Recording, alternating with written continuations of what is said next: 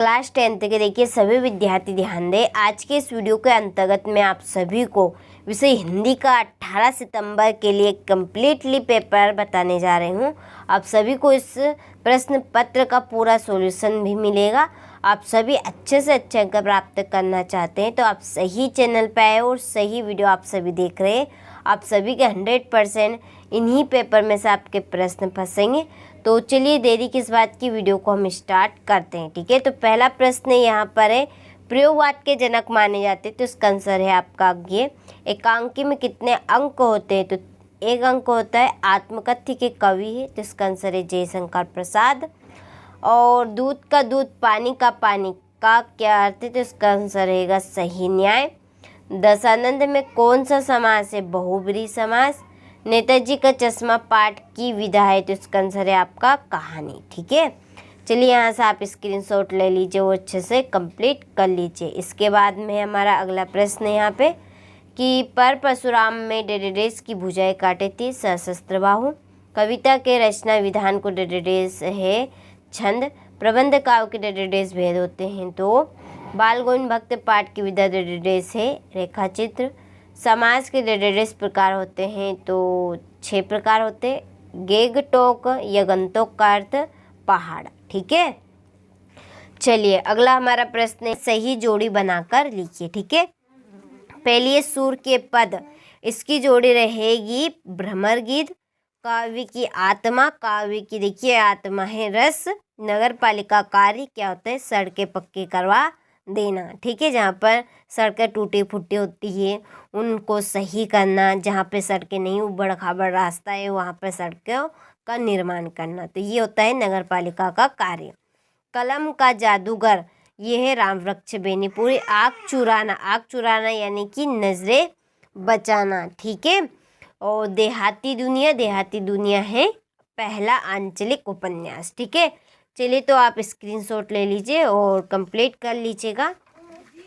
तो देखिए अगला हमारा प्रश्न है क्वेश्चन नंबर 4, एक वाक्य में उत्तर दीजिए। तो देखिए पहला प्रश्न है इसका कि कवि किसका स्वप्न देखकर जाग गए? तो इसका आंसर रहेगा प्रेम का स्वप्न। ठीक है, प्रेम का स्वप्न देखकर कवि जाग गया था। चौपाई के प्रत्येक चरण में कितनी मात्राएं होती है? तो इसका आंसर रहेगा आपका 16। इसके बाद में है मुख एवं छाती के ऊपरी भाग की बनाई गई आकृति को क्या कहते हैं?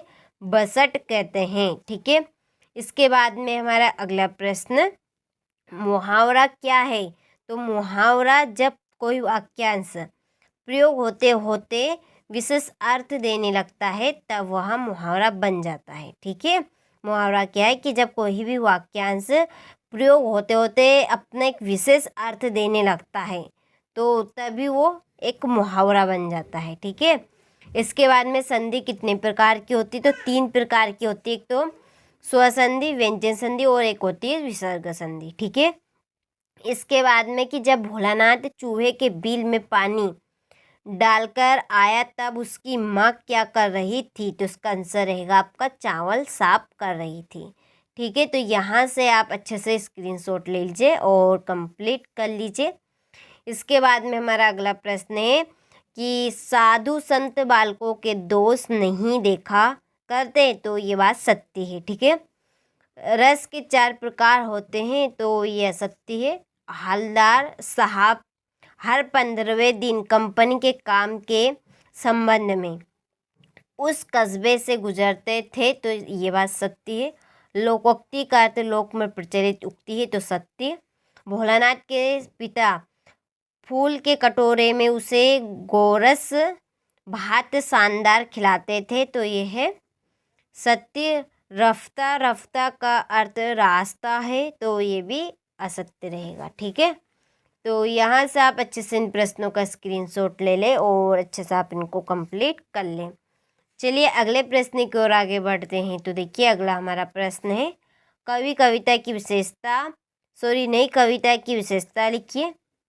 सूरदास जी की 2 काव्यगत विशेषता लिखी। गोपियों द्वारा उद्धव को भाग्यवान कहने में क्या व्यंग निहित है? और आत्मकथा सुनने के संदर्भ में अभी समय भी नहीं है, कवि ऐसा क्यों कहते हैं? महाकाव्य किसे कहते हैं? मानवीकरण अलंकार की परिभाषा उदाहरण सहित लिखिए। आत्मकथा तथा जीवनी में दो अंतर लिखिए, काफ़ी इम्पोर्टेंट प्रश्न है। राम वृक्ष बेनीपुरी की भाषा शैली लिखिए, ठीक है।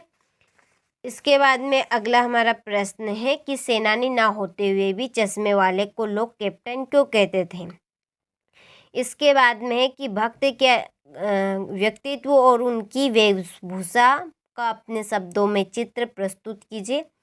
अनेकार्थी शब्द किन्हें कहते हैं। माता का आंचल शीर्षक की उपयुक्तता बताते हुए कोई अन्य शीर्षक सुझाइए, ठीक है। मेरा विद्यालय के लिए अनुच्छेद लिखिए। इसके बाद में क्वेश्चन नंबर 19, इसमें पर ध्यान से इसका आपको संदर्भ, प्रसंग और भावार्थ लिखना है। चलिए स्क्रीनशॉट आप अच्छे से लेते चलिए। इसके बाद में इसका अथवा है और फिर है हमारा क्वेश्चन नंबर 20, ठीक है। चलिए थोड़ा सा जूम कर लेते ताकि पूरा प्रश्न स्क्रीनशॉट में आपका आ सके। तो इसमें ध्यान से इसका प्रसंग और संदर्भ और व्याख्या करनी, ठीक है। तो आप स्क्रीनशॉट